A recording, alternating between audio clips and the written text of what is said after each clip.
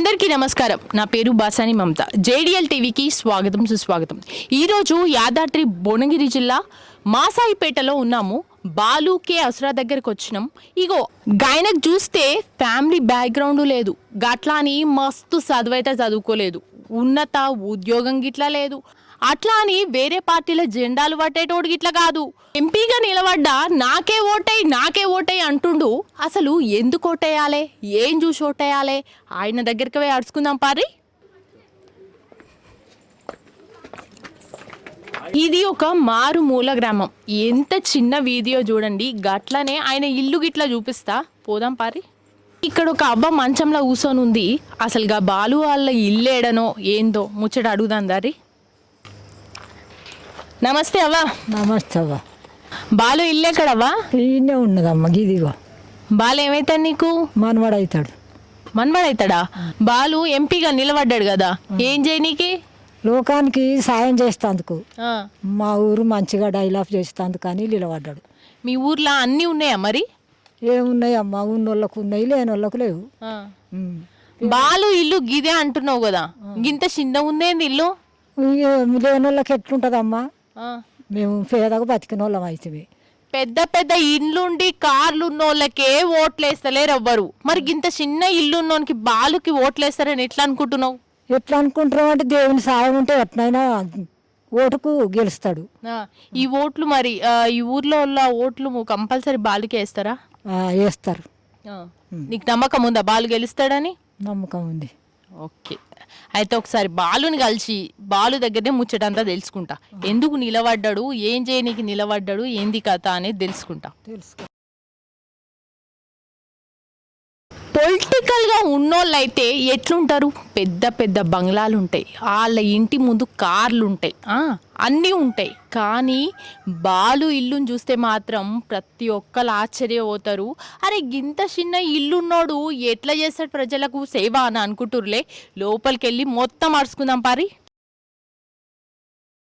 బాలన్నా నమస్తే చెల్లె. నమస్తే అన్నా. నమస్తే. ఎట్లున్నావు?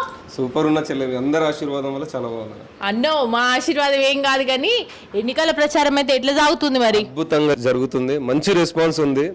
యువత ముఖ్యంగా రాజకీయాల్లోకి రావాలని ఒక సరికొత్త సంకల్పంతో జనాల్లోకి వస్తున్న జనాల ఆదరణ మాత్రం మస్తుంది చెల్లె. అన్న మొత్తం ముచ్చట్లయితే మంచిగా అరుచుకుందాం. ఎండాకాలం కదా, గీడ నేను కూర్చోలేకపోతున్నా, జరగట్ల పోయి మాట్లాడుకుందాం. తప్పకుండా చెల్లె. చలో అన్న.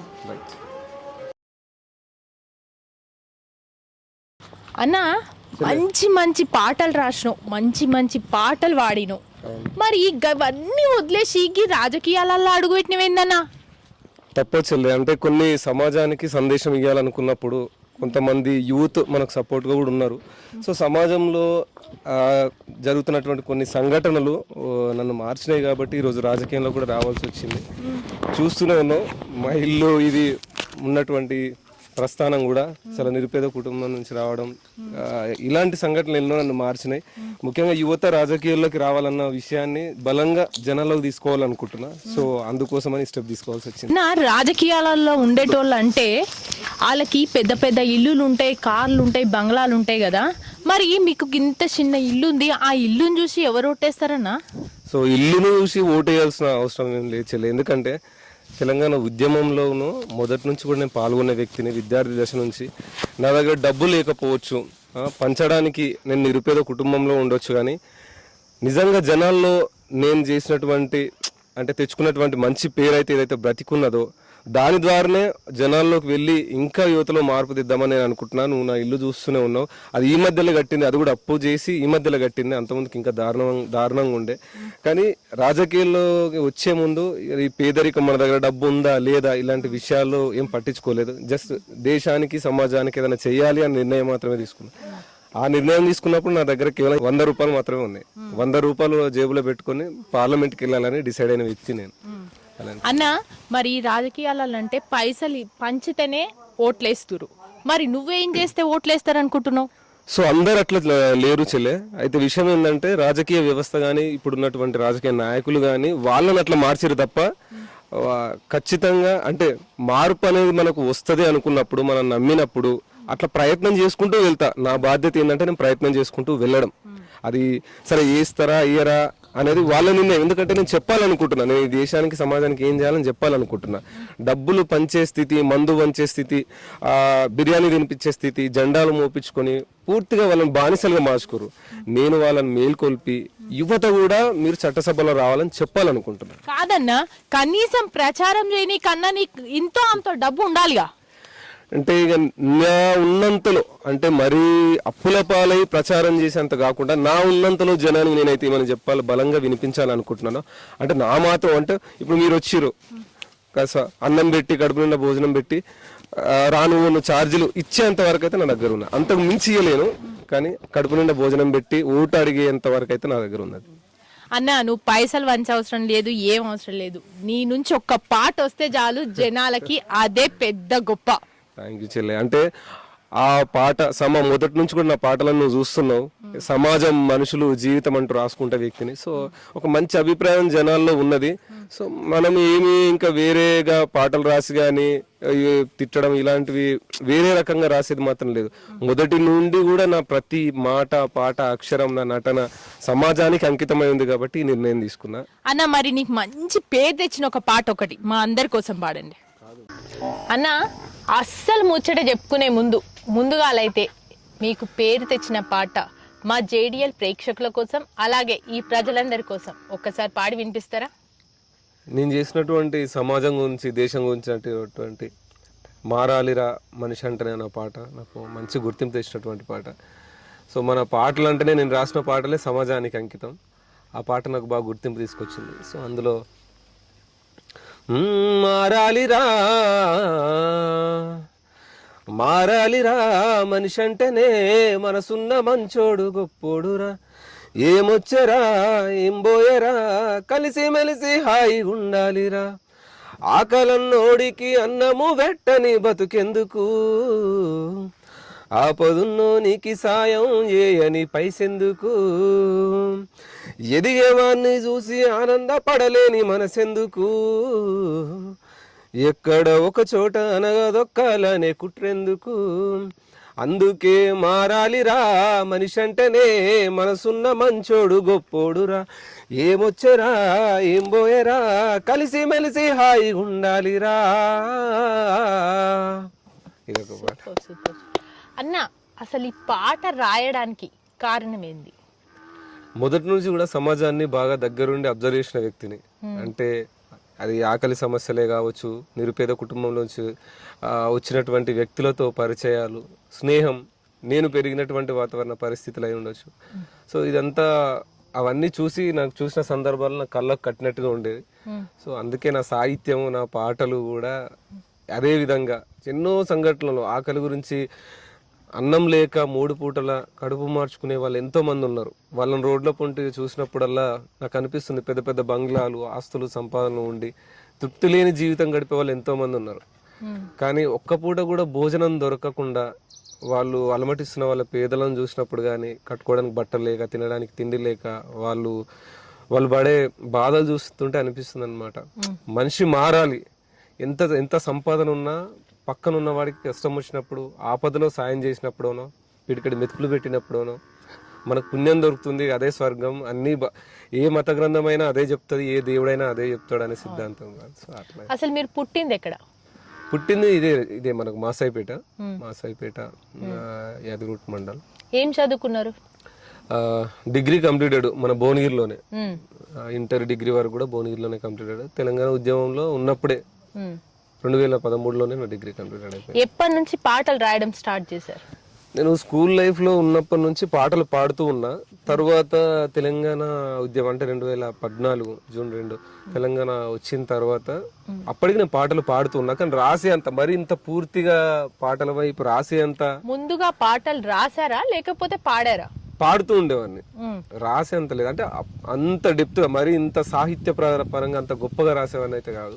సో తర్వాత ఇంకా నేను కూడా తెలంగాణ వచ్చిన తర్వాత ఇంకా మనం కళారంగానికి అప్పటికి మంచి గుర్తింపు అయితే ఉంది. బాలు కేసరా అని ఒక మంచి గుర్తింపు ఉంది.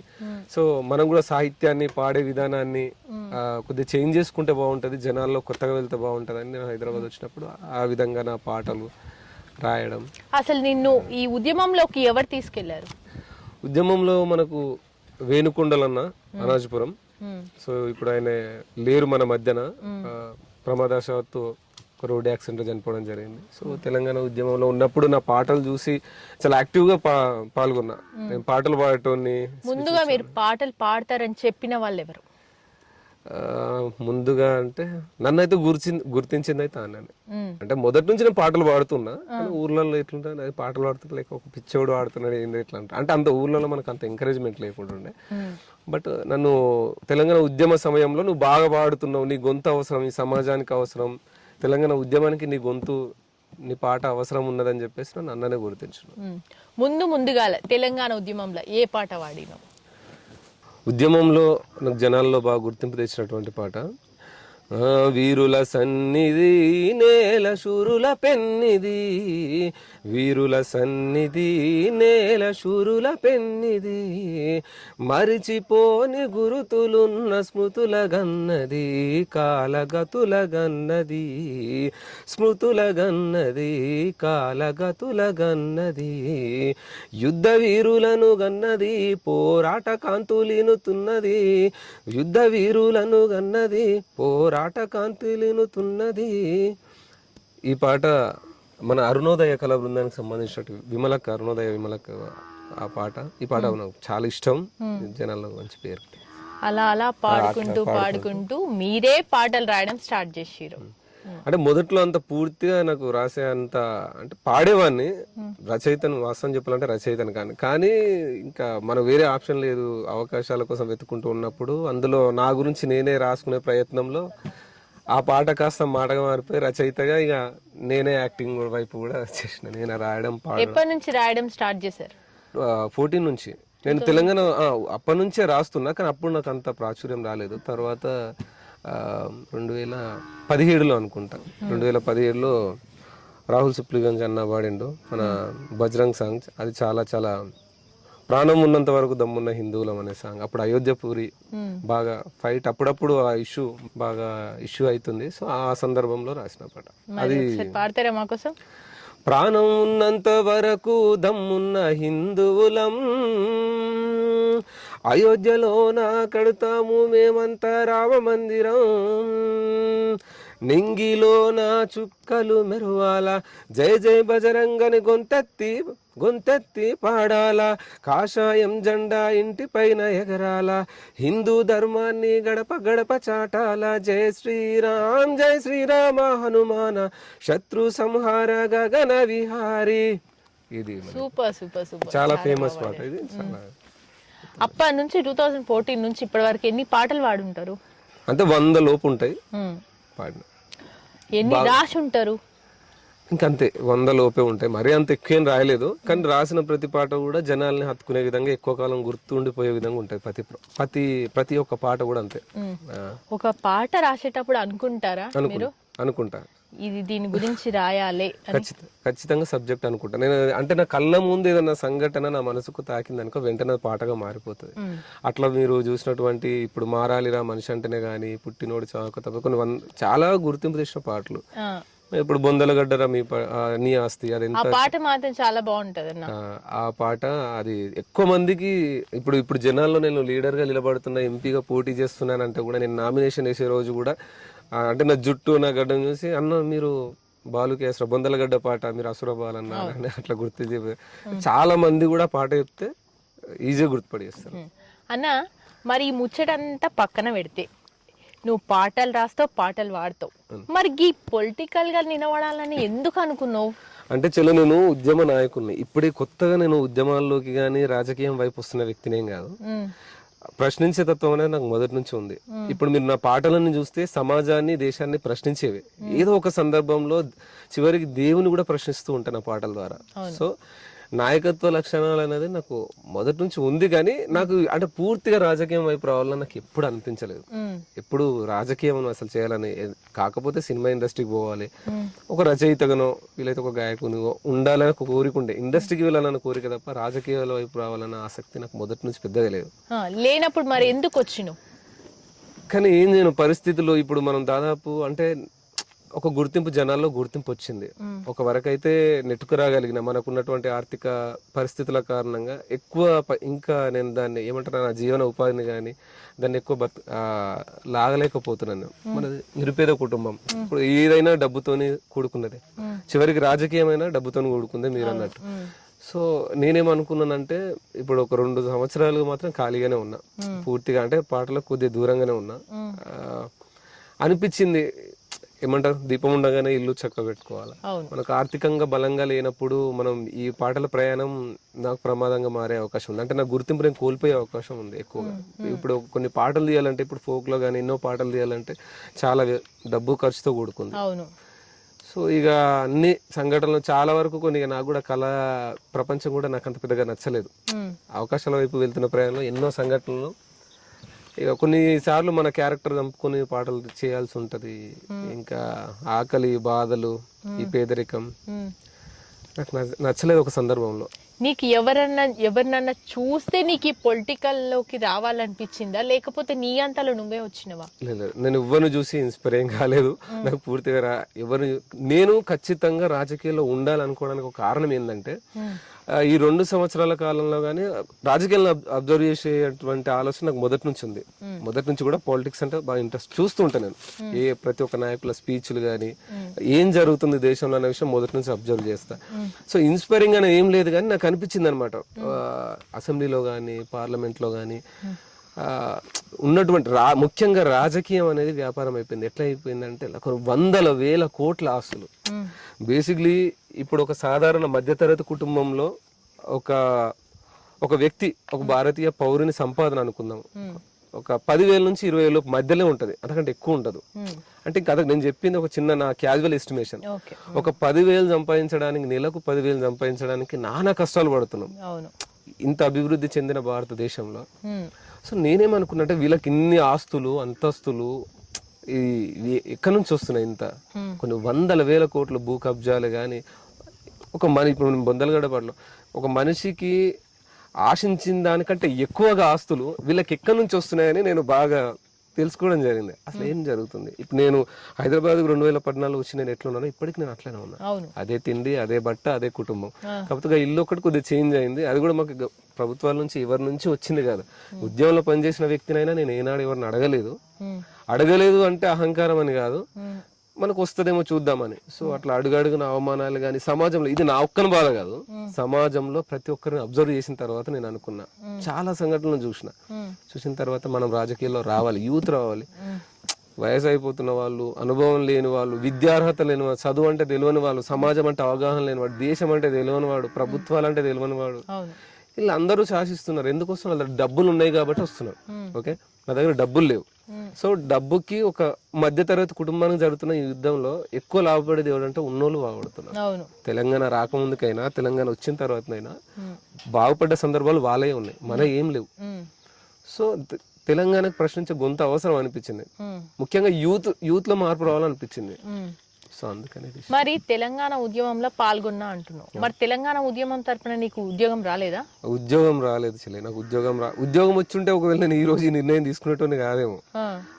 ఎందుకు రాలేదు నీకు ఉద్యోగం? అంటే ప్రయత్నం చేసిన, కానీ అప్పుడున్న పరిస్థితులు, ఇప్పుడు నాకు వాళ్ళు ఉద్యోగం ఇయ్యలేదని, ప్రభుత్వం నాకు డబుల్ బెడ్రూమ్ ఇయ్యలేదని, నాకు కళాకారు కోటలో ఉద్యోగం ఇయ్యలేదనో, ఇంకేదో నిరుద్యోగ వృత్తి రాలేదనో నేనేం నిరాశ చెందలేదు. ఎందుకంటే నా చుట్టూరానే ఇలాంటి సమస్యలు కలిగిన వాళ్ళు చాలా మంది ఉన్నారు. సొంతంగా నేను ఎంత దూరమైనా వెళ్ళగలను, ధైర్యంగా బతికేంత శక్తి అవుతున్నది. ఇప్పుడు మీరు అబ్జర్వ్ చేయండి, జేబులో నేను పార్లమెంట్ నిలబడాలి, నేను పోటీ చేయాలి లోక్సభ ఎన్నికల్లో అనుకున్నప్పుడు నా దగ్గర 100 రూపాయలు మాత్రమే ఉంది. జస్ట్ ఇప్పుడు నేను ఉండే సిచ్యువేషన్ లో ఒక రూమ్ రెంట్ కట్టుకుంటూ వెళ్ళగలుగుతాను. ఇప్పుడు 2 సంవత్సరాల నుంచి ఖాళీగానే ఉంటున్నా. కానీ నేనేమనుకున్నానంటే, మనం అనుకుంటాం డబ్బే అన్నిటికీ శాశ్వత పరిష్కారం అనుకుంటాం, కానీ డబ్బు కంటే శక్తివంతమైంది మన ధైర్యం. నేను బుక్స్ బాగా చదువుతుంటా.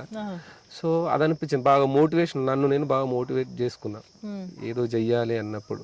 నా గుండె ధైర్యాన్ని నేను నమ్ముకున్నా. నాకు పేరుంది, నేనేమి చెడు పనులు చేసిన వ్యక్తిని కాదు, మన దగ్గర కేసులు లేవు, భూములు దోచుకోలేదు, మామూలు సాధారణ కుటుంబానికి నేను ఎందుకు ఉండొద్దు, నేను ఎందుకు మాట్లాడొద్దు అనే ఒక విషయాన్ని నేను బలంగా జనాల్లోకి నేను నిర్ణయించుకున్నా. అంటే భయం అనేది నా దగ్గర లేదు. ఇప్పుడు నువ్వు పొలిటికల్ దిగినావు కదా, మరి నీకెవరు సపోర్ట్ ఇస్తారు బాగా? సపోర్ట్ అంటే నాకు మొదటి నుంచి ఎవరు లేరు. అంటే ఒక అన్న మాత్రం ఈ మధ్యలో, అంటే నేను ఈ నిర్ణయం తీసుకున్న తర్వాత వెంకటేష్ అన్న అని చెప్పేసి ముత్తిరెడ్డిగూడెం ఇక్కడే ఉంటాడు, యాదగిరిగుట్ట దగ్గర. ఆ అన్న భయపడక తమ్మి అని నాకు చాలా ధైర్యం ఇచ్చిన వ్యక్తి. వాస్తవానికి నేను నా దారుణమైన పరిస్థితి ఉంది ఒక 2 సంవత్సరాల నుంచి. నాకు వెనక ధైర్యం ఎవ్వరు లేరు. ఎదుటి వ్యక్తి ఓడిపోతుందంటే నేనే వాళ్ళని మోటివేషన్ చేస్తా, వాళ్ళకి ధైర్యం ఇస్తా, నాకు ధైర్యం ఇచ్చే వ్యక్తి లేరు. అలాంటి సందర్భంలో నీకంటే ఒక మంచి రోజు వస్తుంది, నువ్వేం బాధపడకు, ఆర్థిక సమస్యలు ఉన్నాయని చెప్పేసి కుమిలిపోకు, నువ్వే ఒక వ్యక్తికి నువ్వు మోటివేషన్ చేసే వ్యక్తి అని చెప్పేసి అన్న నేను పొలిటికల్ స్టంట్ ఒకటి తీసుకోవాలనుకుంటున్నా ఇట్లా స్టెప్. ఎందుకంటే నాకు ఇప్పటికీ కూడా నాకు ఆ సాన్నిహిత్యం స్నేహాలు ఇప్పటికీ ఉన్నాయి ఉద్యమంలో. ఇప్పటికి అందరు నన్ను గుర్తుపడి చేస్తారు. సరే ఎవరి రాజకీయ వేదికలు ఎవరి అయి ఉండవచ్చు, కానీ కొంతమంది అయితే నా కోసం ఎదురు చూసే వ్యక్తులు ఉన్నారు. సో వాళ్ళు నాకు ధైర్యం ఇచ్చినారు. నేను తినలేకపోతే తిండికి ఇచ్చినారు, రూమ్ రెంట్ పోతే డబ్బులు ఇస్తున్నారు. సో అంటే నేను ఒక మంచి చేసిన కాబట్టి కదా వాళ్ళు ఈ రోజు నాకు సాయం చేస్తున్నారు. అలాంటి వాళ్ళ కోసం నేను మాట్లాడకపోతే ఎట్లా? పాట రాస్తే నేను పాటతోనే ఆగిపోతా, నాకు అట్లా ఇష్టం లేదు చెల్లె. పాట రాసి యాక్టింగ్ చేసి నటించి అక్కడ ఆడనే ఆగిపోవడం ఇష్టం లేదు. అది కూడా గొప్ప విషయం. వాస్తవానికి అదే నాకు ఈ రోజు ఈ పేరు తెచ్చి ఉండవచ్చు, కానీ దాని ద్వారా నేను ఎక్కువ సఫర్ అవుతున్నా. నేను ఎక్కువ బాధపడడం నాకు ఇష్టం లేదు. ఎందుకంటే జీవితం మొత్తం బాధలు కన్నీళ్ళు ఇవే అయిపోయినాయి. ఇక్కడ నుంచి అయినా సంతోషంగా ఉండాలి, నా వాడు కూడా గర్వంగా ఉండాలి, ధైర్యంగా ఉండాలి అన్న నిర్ణయంతో తీసుకున్నా. ఒకవేళ నీకు ఓటేయాలంటే ఈ ఊరి జనం అంతా ఏం చూసి ఓటేస్తారు నీకు? సో డబ్బు లేకపోవచ్చు, డబ్బును చూసి ఓటేరు, ఆస్తులు అంతస్తులు సంపాదన ఏం లేవులే కానీ నా దగ్గర ఒక మంచితనం ఏంటంటే మొదటి నుంచి కూడా నేను ఒక సేవాతత్వాన్ని అయితే అలవాటు చేసుకున్నా. ఇప్పుడే కదా మొదటి నుంచి ఉంది. నాకు ఎటు వ్యక్తిని చూసే జాలి హృదయం అనేది ఎక్కువ. ఏదో సందర్భంలో చిన్న సంఘటన ఏదైనా జరిగినా స్పందిస్తా. ఒకవేళ నా దగ్గర డబ్బు లేదనుకో 10 మందిని అడిగైనా ఒక్కొక్కరి దగ్గర 10 రూపాయలు వసూలు చేసైనా 100 రూపాయలు ఇచ్చే క్యారెక్టర్ నాది. కానీ నాకేం కావాలి నేను ఎప్పుడు అడగలే, ఇప్పుడు మొదటిసారి అడుగుతున్నా. ఫస్ట్ టైం నేను అడుగుతున్నా, అన్న నాకు ఒక 1000 ఉంటే కొట్టాను, ఒక 2000 ఉంటే కొట్టాను. ఇది నా పరిస్థితి. ఇప్పుడు నా చుట్టూ 10 మంది తిరుగుతున్నారు, నేను రావాలన్నప్పుడు తల ఒకరు సాయం చేయాలి. ఎందుకంటే నేను సాయం చేసిన కాబట్టి, సాయం చేసి నేను ఇంతవరకు ఇప్పుడు ఆశించలేదు, చెప్పుకోలేదు. నేను ఏం చేసిన అనేది నాకు తెలుసు, దాన్ని పొందిన వాళ్ళు తెలుసు. లేకపోతే జస్ట్ అసురబాలని అనగానే ఇంత పెద్ద మొత్తంలో కానీ ఈ నిర్ణయాన్ని అందరు వ్యతిరేకించే వాళ్ళు కూడా స్వాగతించారంటే అర్థం చేసుకో. అంటే వాళ్ళు ఉన్నారన్న ధైర్యం ఈ సొసైటీకి, నేను నా అనుకున్న వాళ్ళకి నేను ఏదో చేయాలి చెల్లె, లేకపోతే ఈ పుట్టి కూడా వేస్ట్ అని నాకు అనిపిస్తుంది. ఎందుకంటే వాళ్ళు నా మీద ఎక్స్పెక్టేషన్స్ ఎక్కువ పెట్టుకున్నారు. నేను ఇంకా ముందుకు పోయింది అనుకో, ఇంకా 10 మందిని ముందు తీసుకొస్తా. అదే ఒక రాజకీయ నాయకుడు అయింది అనుకో, స్వార్థం కోసం వాళ్ళ జెండాలు మోపించుకుంటాడు, బీరు ఆపిస్తాడు, బిర్యానీ తినిపిస్తాడు, ఇవన్నీ చేస్తారు. సరే వ్యవస్థ చెడిపోయింది, ఇప్పుడు మారకపోవచ్చు వ్యవస్థ, మారదని చెప్పేసి నేను మారకుండా అట్లా ఉండలేను. నాతో ఉన్న వాళ్ళకి చెప్తా, మీరు కూడా రండి, మీరు ఎమ్మెల్యేలుగా పోటీ చేయండి, ఎమ్మెల్సీ ఎలక్షన్లు వస్తున్నాయి, పోటీ చేయండి, నేను మీ తరఫున ఓట్లాడతా. లీడర్లను నమ్ముకుంటే గంతే ఉంటది. మీరు చూస్తుంటే ఇప్పుడు మన దారుణమైన కేసులు ఉన్న వాళ్ళు కూడా పార్లమెంట్ లో ఉన్నారు. నేను ఈ మధ్యలో నేను వ్యక్తుల పేర్లు ప్రస్తావించను, ఎందుకంటే నాకు రాజకీయ అవగాహన ఉన్నది కాబట్టి. ఇప్పుడే వ్యక్తుల మీద అటాక్ చేయడం అలాంటి ఏం లేదు. అందరు నాయకులు అలా చూసినప్పుడు వారసత్వాలు, వాళ్ళ తాతలు తండ్రులు తిన్న తరగని ఆస్తులు ఉన్నాయి, బినామీల పేటులు ఉన్నాయి. ఇప్పటి కూడా మనం సరౌండింగ్ లో కానీ ఎక్కడైనా కానీ వెళ్ళిన, తెలంగాణ మొత్తంలో ఎక్కడికి వెళ్ళినా భూ కబ్జా కేసులు కానీ, ముఖ్యంగా నన్ను బాగా కలిసివేసిన సంఘటన, స్కూల్ పిల్లలు కూడా డ్రగ్స్ తీసుకునే పరిస్థితి వచ్చింది తెలంగాణ. గంజాయి తీసుకుంటున్నారు. ఈ మధ్యలో ఈ కేసు ఒక తన వెలుగులోకి వచ్చింది, జగిత్యాలలో జరిగిన సంఘటన. అంటే ప్రభుత్వాలు స్పందించిన దాఖలాలు లేవు. అండ్ అట్లాగే ఒక మంత్రి కొడుకు 1.5 కోటి ఒక వాచ్, చాలా విలువైన వాచ్ కేసు వచ్చింది. అది కూడా ఇట్లా వచ్చి అట్లా వెళ్ళిపోయింది. ఇలాంటి సంఘటనలు ఇంకా రీసెంట్ గా భూ కబ్జా కేసే, అది కూడా చాలా దారుణంగా, అంటే దారుణంగా గట్టిగా మాట్లాడలేని పరిస్థితి. వాళ్ళకి డబ్బు ఉంది కాబట్టి మాట్లాడలేరు. సో భువనగిరి జిల్లా చాలా చైతన్యవంతమైనది, విప్లవాత్మకమైన ప్రాంతం. ఇక్కడ ఒక బెల్లి లలితక్క, మా రోజు వీరన్న, చాకలి ఐలమ్మ, ఇలాంటి మహనీయులిక్కని సాంబశివుడు, ఇలాంటి వాళ్ళందరూ ఉన్నారు. సో ప్రశ్నించే గొంతు లేకపోతే వృధా అనిపించింది. అంటే వీళ్ళని చూసుకుంటూ ఉంటుంటే మేము ఇక్కడే ఉండిపోతున్నాం. నేను చాలా మంది జెండాలు మోసే వాళ్ళు నాతో అంటున్నారు, నువ్వు ఎంత గొప్ప నిర్ణయం తీసుకున్నావు, నీకు ఇంత ధైర్యం ఎట్లా వచ్చిందన్న. అసలు మేము తీసుకోలేకపోతున్నాం. ఏళ్ళ నుండి జెండాలు మోసే వాళ్ళు, పార్టీల చుట్టూ బాంఛనం తిరిగేటోళ్ళు ఆన్నే ఉన్నారు. నేను మాత్రం డైరెక్ట్ 2 సంవత్సరాల నుంచి కామ్గా ఉంటే మేము ఏమో అనుకున్నాం, కానీ నువ్వు డైరెక్ట్ ఢిల్లీకే సూటి పెట్టి కూర్చున్నావు, నువ్వు మామూలు నువ్వు కాదన్నారు. అంటే నేను మారితే వాళ్ళు మారుతారు. నాకంటే ఎక్కువ ఎడ్యుకేటెడ్ ఉన్నారు, నాకంటే బాగా మాట్లాడగలిగిన వాళ్ళు, వాక్చాతుర్యం ఉన్నవాళ్ళు, అంతో ఇంతో ఉన్నవాళ్ళు ఉన్నారు. కానీ నన్ను చూసి ఇప్పుడు ఇంకొకరు వస్తున్నారు. సో నాకు అది చాలా గర్వంగా అనిపిస్తుంది. అందుకే ఈ రాజకీయ వ్యవస్థ పూర్తిగా మార్చుతానని చెప్పట్లేదు, యువతను మార్చుతా అని పూర్తిగా 100% అని కూడా నేను చెప్తలేను. కానీ నేను చూస్తూ మౌనంగా ఉండలేను. ఒకవేళ నువ్వు గెలిస్తే ఏం చేస్తావు? గెలిస్తే నేను చేసే ముఖ్యమైన విషయం ఏంటంటే, చాలా మంది ఓ రిజర్వేషన్లు అంటున్నారు, ఓ నీళ్ళు అంటున్నారు, ఇప్పుడు కరెంట్ సమస్యలు తలెత్తుతున్నాయి, కరెంట్ అంటున్నారు, రైతు సమస్యలు అంటున్నారు. సరే, చట్టసభలలో ప్రతినిత్యం మేము ఊహ తెలిసినప్పటి నుంచి, అంటే నా తెలివి వచ్చినప్పటి నుంచి ఈ సమస్యలు అయితే నేను చూస్తున్నా. మారని పూర్తి విధానం ఏదైతే ఉన్నదో ఎడ్యుకేషన్, చాలా దారుణంగా అంటే ఎడ్యుకేషన్కి కానీ ఎడ్యుకేషన్ సిస్టమ్ మీద మనం పెట్టే బడ్జెట్ కానీ చాలా చాలా దారుణంగా ఉంటుంది.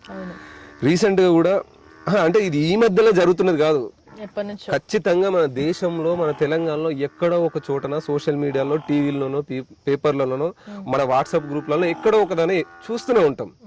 కలుషిత ఆహారం తిని చనిపోయినా. రీసెంట్ కూడా భువనగిరిలో ఒక అబ్బాయి చనిపోయాడు. ఎవరు మాట్లాడలేదు. ఎందుకు మాట్లాడలేదు? ఆయనకు ఓటు హక్కు లేదు. పిల్లలకు ఓట్లు ఉండే కదా. కాబట్టి విద్యలో అంటే వాళ్ళు తిన నీళ్ళ సాంబారు, పురుగులన్నం, అంటే లైక్ అంత పౌష్టికాహారం లేకుండా భావి భారత పౌరులు, దేశాన్ని కాపాడే వీళ్ళు సైనికులు అని స్పీచ్లు ఇచ్చి పెద్ద పెద్ద మాటలు మాట్లాడే ఈ నాయకులు విద్యార్థి భవిష్యత్తు గురించి, పాఠశాలలు ఎట్లా నడుస్తున్నాయి, గవర్నమెంట్ విద్యా విధానం ఎట్లుంది, ఎడ్యుకేషన్ సిస్టమ్ ఎట్లుంది, గవర్నమెంట్ స్కూళ్ళలో పీటీ కూడా లేని పరిస్థితి. మరి అలాంటప్పుడు ఏదైనా స్పోర్ట్స్ లో మనోడు రాణించాలనుకున్నప్పుడు మనోడు ఎట్లా రాణించగలడు? అదే ప్రైవేట్ స్కూల్లో పెట్టి నువ్వు వెళ్ళి మాట్లాడాలన్నప్పుడు డబ్బున్న వాళ్ళు పెట్టుకుంటారు. అంటే అలాంటప్పుడు ప్రభుత్వ పాఠశాలలు ఉండి దేనికి? వానికి ఒక కంప్యూటర్ సిస్టమ్ తెలియదు, ఒక స్పోర్ట్స్ మీద అవగాహన లేదు, కల్చరల్ సింగింగ్ కానీ డాన్సింగ్ కానీ అభివృద్ధి చెందుతున్న భారతదేశంలో టెక్నాలజీ గురించి తెలుసుకోలేని దౌర్భాగ్య స్థితిలో మన విద్యా వ్యవస్థ ఉన్నది. వాళ్ళకి ఎక్స్ప్లెయిన్ చేయడంలో కూడా ఫెయిల్ అయిపోతుంది. అంటే అందరు కాదు, అంటే ఆల్మోస్ట్ ఒక 80% అయితే ఎడ్యుకేషన్ సిస్టమ్ ఫెయిల్ ఉంది. నేను చేసేది ఎడ్యుకేషన్ సిస్టమ్ ని బాగుపరుస్తా. ముఖ్యంగా విద్యా విధానాన్ని క్వాలిటీ ఎడ్యుకేషన్ అంటే చదువుకున్న వాళ్ళందరికీ భారతదేశం ఉద్యోగాలు ఇస్తుందని నేను చెప్పను, ఇయ్యదని. కానీ చదువు చాలా అవసరం. నేను అనుకుంటున్నా, నేను ఇంకా గొప్పగా చదువుకుని ఉంటే నాకు క్యాంపస్ లో చదువుకున్నాను కోరిక. ఈ రోజు నేను అనుకున్నాను క్యాంపస్ లో చదువుకుంటే నాకు ఈ పెంట్ అంత ఉండేది కాదు అని. ఎంఎస్సి జువాలజీ, నేను సైన్స్ స్టూడెంట్, కానీ మధ్యలో ఆపేసిన కొన్ని పరిస్థితుల వల్ల. నేను అనుకునేవాడిని చదువు నాకు ఈ మధ్యలో జ్ఞానం నేర్పింది, ఇప్పుడు నేను చదువుకోవాలనిపిస్తుంది, అంటే చదువు విలువ తెలుసుకున్నా కాబట్టి. కానీ ప్రభుత్వ పాఠశాలలో పాత గోడలకు పెయింటింగ్స్ ఉండవు, ఆ టేబుల్ ఇరిగిపోయి ఉంటాయి. మరి ఎందుకు ప్రభుత్వ అధికారుల ఇండ్లు అంగరంగ వైభవంగా ఎందుకు ఉంటాయి? కోటలు, మేడలు అద్భుతంగా ప్రైవేట్ పాఠశాలలు ఎందుకు ఉంటున్నాయి అంత అద్భుతంగా నీట్గా? అందులోను అంటే ఈ విద్యాశాఖ మంత్రి లేడు ఇంతవరకు. ఎందుకు లేడు విద్యాశాఖ మంత్రి? ఎందుకు పట్టించుకోవట్లేదు? అది పెద్ద సమస్య కదా. ఇప్పుడు మన ఒక విద్యార్థి అనుకోండి, ఎవరు మాట్లాడాలి? ఇంతమంది ఎమ్మెల్యేలో కానీ మంత్రుల్లో కానీ ఒక్కరు పరామర్శించింది లేదు, ఒకరు మాట్లాడింది లేదు. అదే ఒక డబ్బున్న వాడి కుటుంబంలో జరిగి ఉంటే చాలా పెద్ద ఇష్యూ జరుగుతుంది. అవును, పెద్ద మీడియాలు అన్ని వచ్చేసి రంగరంగా వైభవంగా. అది ఒక 4-5 రోజులు ఆ పేపర్ స్టేట్మెంట్ లో కూడా చాలా చాలా తక్కువ స్టోరీ ఇచ్చారు మనోడిది. కానీ కొన్ని యూట్యూబ్ ఛానల్ మాత్రం కొన్ని మాట్లాడినాయి. అంటే సో అదే మన దేశంలోనూ పక్క దేశంలోనూ మన రాష్ట్రంలోనూ పక్క రాష్ట్రంలోనూ ఆస్తులు వాళ్ళే, పెట్టుబడులు వాళ్ళే, విద్యలోనో వాణిజ్యంలోనో ఎక్కడో ఒకరు ఎకనామిక్ లో ఉన్నోళ్ళు వాళ్ళే. సో ఈ 5 ఏళ్లలోనూ కూడా మళ్ళీ వాళ్ళ వారసులే, అంటే వాళ్ళకి సంబంధించిన వ్యక్తులే ఎక్కడో బెంగళూరులోనే వాళ్ళు ఇక్కడ ఉన్నోళ్ళు మళ్ళీ సామాజిక సేవ అని చెప్పేసి వాళ్ళే వస్తారు, అంటే వాళ్ళ పిల్లలు వస్తారు. సో ఇక్కడ జరిగేది అంటే మేమందరం చూస్తూ అంత ఎందుకు కూకోవాలి? అవును, యూత్ ఎందుకు కూకోవాలి? ఎన్ని రోజులు తాగుతావు? వాడి కోసం బీరు, వాడి తిండి తినిపించి ఇట్లా ఎన్ని రోజులు ఉంటాం అనేది పెద్ద క్వశ్చన్ నాకు అనిపించింది. ఒక పాట అయితే ఒక సందర్భం ఒక 5 నిమిషాలు అయిపోద్ది, సూపర్, చాలా బాగా పాడినావు, చాలా నటించినావు అంటారు. కానీ నేను ఎక్కువ మాట్లాడితే జనాలకు ఎక్కువ వెళ్తుంది. సో మార్పు రావచ్చు. 100 మంది రాపోయినా పర్లేదు, 10 మంది అలాంటి ఆలోచన విధానం కలిగిన వాళ్ళు ఉన్నా చాలు. సో టోటల్ ఇండియాలోనే, ఇది కేవలం మన తెలంగాణ జరుగుతలేదు, టోటల్ ఇండియాలో కూడా నువ్వు చూస్తూ ఉంటే ఇవి చూస్తావు ఇలా ఈ సమస్యలు విద్యా విధానం కానీ పిల్లలది మాత్రం. సో ఫస్ట్ నేను ఇవన్నీ చేస్తాను, అంటే ఎక్కువ అన్ని చెప్తానని అనట్లేదు. ఇంకోటి ఏంటంటే మన వికలాంగుల సమస్యలు కూడా చాలా ఉన్నాయి, పట్టించుకునే పరిస్థితి లేదు. వికలాంగులు అంటే హ్యాండిక్యాప్స్ అంటే కేవలం పింఛన్ ఇచ్చి ఇంట్లో కూర్చోబెట్టుడేనా? వాళ్ళకి ఏదైనా టాలెంట్ ఉందా? వాడు ఆడతాడా పాడతాడా ఒక స్పోర్ట్స్లో ఏదైనా కల్చర్ యాక్టివిటీ ఉంది. విదేశాలలో మాత్రం ఇలాంటి వాళ్ళకి చాలా ప్రాధాన్యత ఉంది కొన్ని చోట్ల, నేను చూసిన.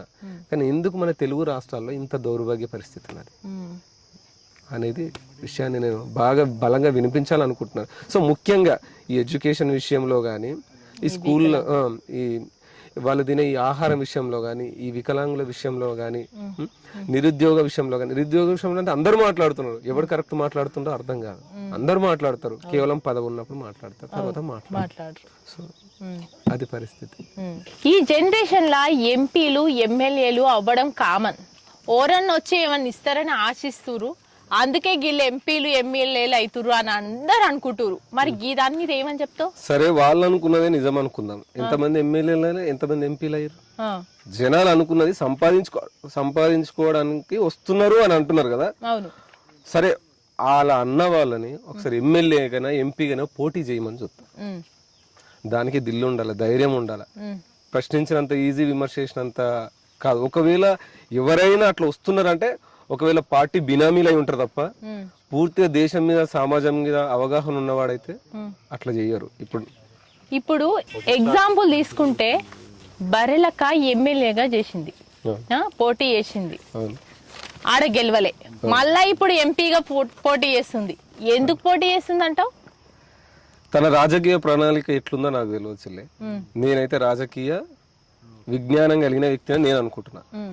ఎంతవరకు తనకు అవగాహన ఉన్నదని నాకు తెలియదు. ఒకవేళ తన అలా పూర్తిగా అవగాహనతో కలిగి రాజకీయాలు చేయడానికే తన ఒక స్టెప్ తీసుకుంటే మనస్ఫూర్తిగా అభినందించాల్సిందే. ఈ కాలంలో సంపాదించుకుంటున్నారు కానీ లేదా ఇలాంటి కొన్ని విమర్శలు వచ్చినప్పుడు నేనేమంటున్నానంటే, దానికంటే దేశాన్ని దొబ్బుకొని తింటున్న వాళ్ళు చాలా మంది ఉన్నారని నేను అంటున్నా. ఒకవేళ మనం ఒకరు ప్రశ్నిస్తున్నామని అంటే దానికంటే ఎక్కువగా తింటున్న వాళ్ళు, క్రిమినల్ కేసులు, నేను ఇంతకుముందు చెప్తున్నా కదా, కేసులు ఉన్న వాళ్ళు, భూములు దోచుకున్న వాళ్ళు, ఎక్కువగా కబ్జాలు చేసిన వాళ్ళే గానీ అక్రమంగా సంపాదించుకున్న వాళ్ళు, తరతరాలుగా పదవులు అనుభవిస్తున్న వాళ్ళు, ఇట్లా చాలా మంది ఉన్నారు. మరి వాళ్ళని కూడా ప్రశ్నించాలి. సరే, మంచా చెడానా తెలియదు, ఒక స్టెప్ తీసుకుంది తను వచ్చింది, అప్రిషియేట్ చేయండి. లేదా నిజంగా తనకు పూర్తిగా రాజకీయ అవగాహన లేదని అంటే తను తీసుకునే నిర్ణయం 100% లేదు కదన్నా. రాజకీయ అవగాహన అయితే లేదు కదా. ఎమ్మెల్యేగా చేసినప్పుడు ఆమెకి లక్షలు వచ్చినాయి. ఇప్పుడు ఎంపీగా చేస్తుంది. ఇప్పుడు ఆమె ఆ పైసలతోటే కదా ఎంపీలోకి దిగింది. ఒకటి చిల్లే, నేను అంటే లైక్ ఆమెకి ఎంత వచ్చింది సంపాదన మనకు తెలియదు, దాని గురించి నేను మాట్లాడదలుచుకోలేదు. ఎందుకంటే నేను కామెంట్స్ కూడా చెయ్యను. అది తెలుసు, తను పోటీ చేస్తుందన్న విషయం మాత్రం తెలుసు. నేను దాని గురించే స్పందిస్తా. ఇప్పుడు నాకు కూడా రేపటి రోజున నేను ఎంపీగా గెలుస్తా, పోతా, నాకు కూడా సంపాదన వస్తుంది. అప్పుడు నువ్వు కూడా అడుగుతావు ఎక్కడి నుంచి వస్తుందని. కానీ విషయం ఏంటంటే, నేను మాట్లాడే ఈ పూర్తి ఇంటర్వ్యూలో నువ్వు అబ్జర్వ్ చేస్తే నేను మాట్లాడే విధానం కానీ, ప్రశ్నించే విధానం కానీ, నేను చెప్తున్నానైతే పూర్తి నీకు అవగాహనతో మాట్లాడుతున్నట్టు అనిపిస్తుందని నేను అనుకుంటున్నాను. 100%. సో నేనైతే ఎంపీగా పోటీ చేయడానికి అర్హున్నే. నా దగ్గర డబ్బు లేదు. ఇతరులు ఎంత సంపాదిస్తారు, ఎంత కోట్ల వాళ్ళ విజ్ఞత వదిలేస్తా. నేను ప్రజాసేవ చేయాలని ఫిక్స్ అయిపోయినా నేను వస్తున్నా. వాళ్ళు ఎటు వ్యక్తి అంటే ఇప్పుడు ఈ జనరేషన్ మీరు అంటున్నారు కదా కామన్ అయిపోయింది అని, అంత కామన్ కాదు. ఆ నిర్ణయం తీసుకోవాలంటే చాలా ఉండాలి, గుండె ధైర్యం చాలా ఉండాలి. కానీ రావాలి. ఎంతమంది ఎక్కువ, ఇప్పుడు భువనగిరి నుంచి చూస్తే 39 మంది అభ్యర్థులు. అసలు నేను ఎక్స్పెక్ట్ చేయలేదు 39 మంది ఎంపీ అభ్యర్థులు నేను ఒక్కడిని. ఈ చరిత్రను బతుకున్నంత వరకు ఉంటది. నేను గెలుస్తాను, ఓడిపోతాను. తర్వాత ఒక డబ్బున్నోళ్లతో, తరతరాలు రాజకీయాలు ఏలుతున్న వాళ్ళతో ఒక సాధారణ వ్యక్తి పోటీ పడుతుందంటే అది అంత కామన్ ఇష్యూ కాదు. సో ఎటు వ్యక్తికి మనం గెలిచిన తరువాత ఎంత నిబద్ధతతో నువ్వు పనిచేస్తున్నావు అనేది మనం చెప్పే దాన్ని బట్టి ఉంటది అని నేను అనుకుంటున్నాను. అన్న, ఇప్పుడు ఈ బరెలక్క విషయం తీసుకుంటే ఆమెకి మద్దతు ఇవ్వడానికి ఎక్కడెక్కడి నుంచో జనాలు వచ్చారు. నాకెవ్వరు వస్తలేరు, నీకెవ్వరు వస్తలేరు. ఎందుకని అంటే ఇప్పుడు ఎట్లా చెప్పాలి, మద్దతు అంటే పైసలు ఒకటే కాదన్నా, ఆమె తరపున నిలబడడానికి, ఆమె తోటి తిరగడానికి ఆ మీడియా వాళ్ళు గాని, పెద్ద పెద్ద వాళ్ళు గాని ఎంతో మంది సాయం చేయడానికి వచ్చారు కదా. మరి నీకెందుకు లేదు? ఈ విషయంలో నేను ముఖ్యంగా మన జేడిఎల్ మ్యూజిక్ ఛానల్ కానీ, జేడిఎల్ టీవీ యాజమాన్యానికి పూర్తిగా నేను నిజంగా మనస్ఫూర్తిగా థ్యాంక్స్ చెప్పాల్సిందే. ఆ రోజు నామినేషన్ వేసే రోజు కూడా నా దగ్గర డబ్బు లేని పరిస్థితి. నామినేషన్ వేసే రోజు 23న నా నామినేషన్, ప్రభాకర్ అన్నకు ఫోన్ చేసిన, అన్న ఇది పరిస్థితి అని చెప్పిన. హనుమాన్ జయంతి అన్న ఇక్కడ పూజలోనో ర్యాలీలోనో ఉన్నట్టున్నాడు, నాకన్నా ఇంత డబ్బు కావాలని అని చెప్పేసిన. సరే నా దగ్గర ఇంత ఉన్నాయని చెప్పేసి ఇమీడియట్లీ వేసిండు పరిస్థితి. అంటే చూడు, మన మనస్తత్వాన్ని బట్టి ఎదుటి వ్యక్తి ఉంటాడు. 100%. నా క్యారెక్టర్, నా అనుభవం నన్ను తెలుసు కాబట్టి వేసిండు. అంటే మనం చేసే మంచి మనకు ఉపయోగపడుతుందని నేను అంటున్నా. నాకు ప్రచారం ఎవరు సాయం చేస్తారో లేకపోతారు, అన్న ఇవి ఉన్నాయి తమ్ముడు, ఇవి నా దగ్గర ఇవి ఉన్నాయి అన్నాడు. అన్న దిల్కుష్తో నవ్వి అన్న అని చెప్పిన, ఇచ్చిండు. అట్లా 10 మందిని అడిగిన. కానీ నేను మొత్తం జోలే జాచి కూడా అడగలేను. నన్ను అర్థం చేసుకున్న వాళ్ళు అన్న నీ దగ్గర ఏమున్నాయి అని అన్న. సో ఇప్పుడు వస్తుంటే మా మిత్రుడు ఉన్నాడు, నా తమ్ముడు ఉన్నాడు, సంజయ్ అన్నాడు. సంజయ్ అని సింగర్ ఉంటాడు, మా తమ్ముడు. అన్న నీ దగ్గర డబ్బులు ఉన్నాయో లేవో చెప్పను అన్నాడు. నా దగ్గర ప్రస్తుతానికైతే కొన్ని ఖర్చుల మందం ఉన్నాయి, అయిపోగానే నేను అడుగుతా తమ్ముడు అని అన్న. అంటే చూడు, వాళ్ళంతలో వాళ్ళు స్వచ్ఛందంగా స్పందించే వాళ్ళు. అవి 10 రూపాయలైనా 100 రూపాయలైనా అవి నేను తీసుకొని ఆ లెక్కలు కూడా చెప్పేంత కూడా ఉంది. ఎందుకంటే నేను పెద్ద, ఇప్పుడు మీరు చూస్తుంటే నా దగ్గర 50,000 ఇప్పుడు ఖర్చు పెట్టడానికి కూడా లేని పరిస్థితి. మినిమం ఈ రోజు 10-15 మంది ఈ రోజు స్టూడెంట్స్ వచ్చేది ఉండే, ఈ రోజు కానీ నిన్న కానీ వచ్చేది ఉండేది. గట్టిగా తిరుగుదామని అన్న. నా దగ్గర డబ్బులు లేవు, ఎవరు రావద్దు, నేనే మీ దగ్గరకు వస్తా, ఒక వెహికల్ ఏర్పాటు చేసుకుని నేనే మీ దగ్గరకు వస్తా, ఎవరు దయచేసి నా దగ్గర రావద్దని చెప్పిన. అంటే నా దగ్గర లేవు, ఎవరైనా సాయం చేస్తారేమో చూడాలి, చేస్తే మాత్రం ఇంకెక్కువ జనాలకు పనిచేస్తా నేను.